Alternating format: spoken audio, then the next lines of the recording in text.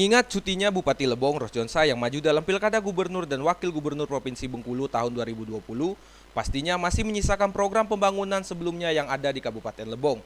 Herwan Antoni selaku PJS Bupati Kabupaten Lebong yang terhitung kemarin 28 September sudah resmi menjalankan tugas selaku Bupati Lebong sementara.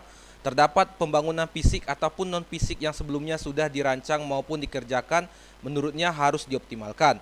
Bahkan pembangunan yang sedang dikerjakan harus diselesaikan sesuai dengan waktu yang telah ditentukan, bahkan dirinya sudah berkoordinasi dengan jajaran OPD untuk memonitoring pelaksanaan pembangunan dan peraturan bupati yang sudah ditetapkan. Berkualitas tentunya ya, nanti bermanfaat bagi masyarakat. Termasuk non fisik, ada kesehatan, ya, ada pendidikan, ya, ada sosial, keagamaan dan sebagainya.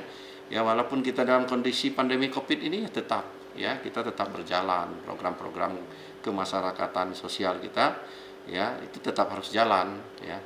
Sementara itu mengingat masa jabatan PJS Bupati tersebut terbatas, maka dari itu Herwan Antoni ingin memberikan kenyamanan dan rasa bagi masyarakat Kabupaten Lebong serta ASN yang sedang bekerja. Dari Tuboy, Dimas Mita, Lebong TV melaporkan.